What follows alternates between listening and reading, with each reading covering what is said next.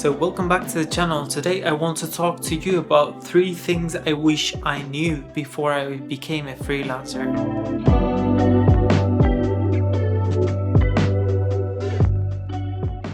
For those who don't know me, my name is Gorka and I am a photographer and filmmaker based in San Sebastian, Spain. Today I want to make this short video based on the 3 things I wish I knew before I became a freelancer.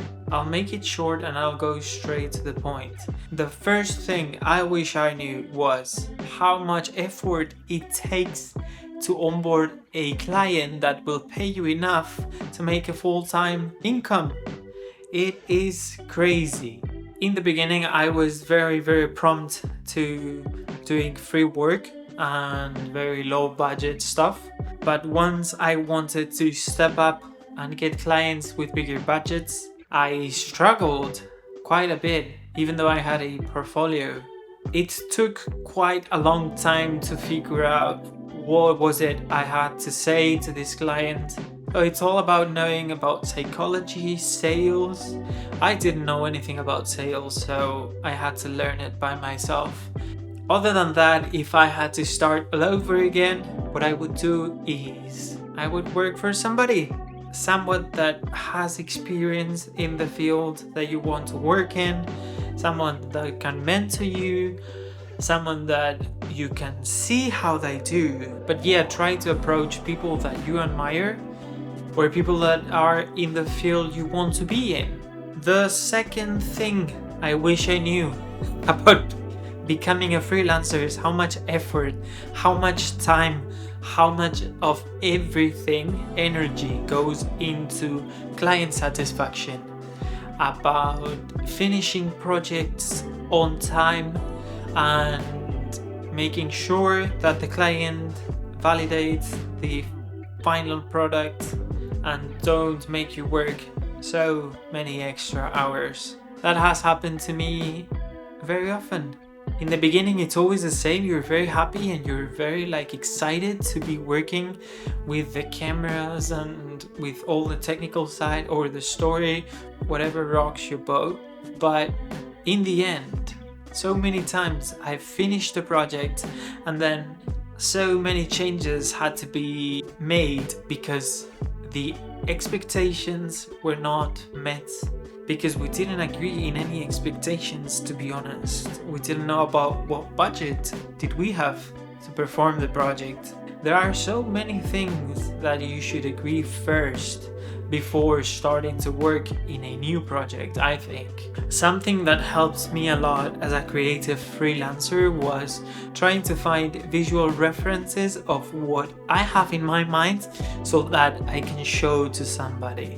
Most of the times the clients don't actually know what is it you know. They could see your portfolio, they could see your pieces, but they don't actually what is it you have thought about their product or their service.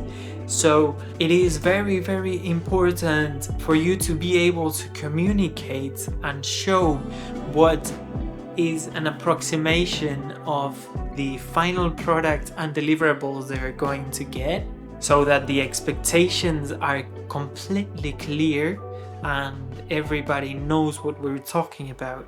I try to hand the client a document that asks about all these questions I mentioned before, about the goal, the expectations, what is the budget, what does the timeline look like, when are the deadlines, what is important, what is not. That is something I think is key to get to know before you start working on a project. And this actually gets me to the third point, which is people get really weird when talking about money and about budgets generally, or that's what I found. So rounding up the second and the third point would be make contracts before you start any project, agreeing on budget, expectations, goals, deadlines, conditions. Also, what are the rights of the pieces you are delivering? What can they do about it? Can they sell them? can they use them? Can they, what is it they can do with the pieces? And once you have both signed a contract you are happy with, then I would suggest starting with the project. And so if at the end of the project something changes or some of the expectations are not met, you can refer to this document and make sure that what was said is what you are delivering.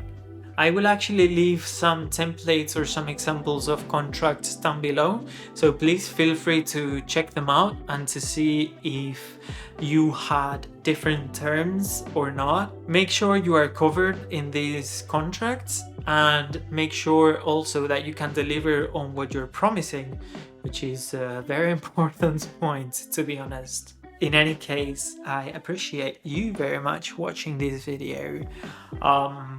I hope to see you in the next one, and I hope that the next one is not 5 years from now. By the way, what do you think about my set? Do you like the little accent lights here? Do you have any suggestions for new stuff? Anyway, I'll see you in the next one.